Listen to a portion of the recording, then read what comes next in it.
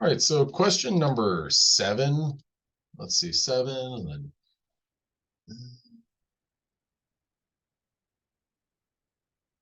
yeah, 7.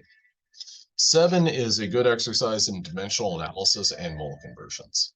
So dimensional analysis is really just a means to solve a problem. And it's just a nice structure for something. So dimensional analysis is a way to use a known value or a series of known values to take one unit and convert it to another unit. Now, this question number 7 for me starts out with how many entities are present in each of the following? And we've got 5.95 Ne atoms. Okay. Or 5.95 moles, sorry, of Ne atoms. Well, in order to solve this, you have to know that 1 mole equals something.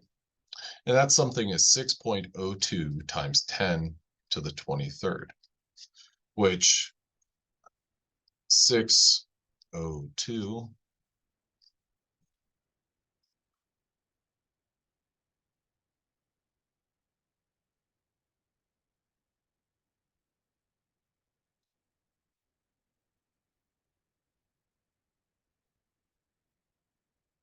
So 1 mole is equal to that. Like 1 dozen equals 12 of something. So if you have a mole of anything, you have that many of that thing. Now, in this case, this question provides us with, I'm going to erase,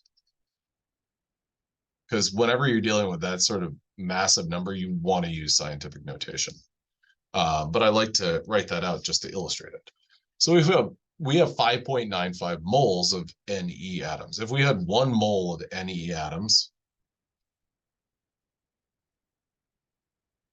we would have 6.02 times 10 to the 23rd Ne atoms. Well, we've got 5.95. So essentially, this problem is, well, if you have 5.95 of that, you just multiply 6.022 or 6.02 times 10 to the 23rd by 5.95. That's true. Dimensional analysis gives us a nice ordered way to do this calculation, and that is 5.95 moles of Ne atoms, 1 mole of Ne atoms.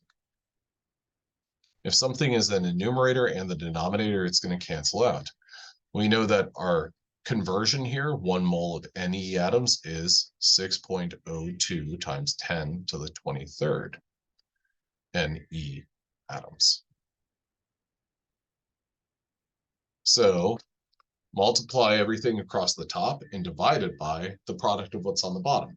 And in this case, it's simple. It's 1 mole of Ne atoms. So 5.95 times 6.02 times 10 to the 23rd is, oopsies, 3.58 times 10 to the 24th Ne atoms. That's all there is to that.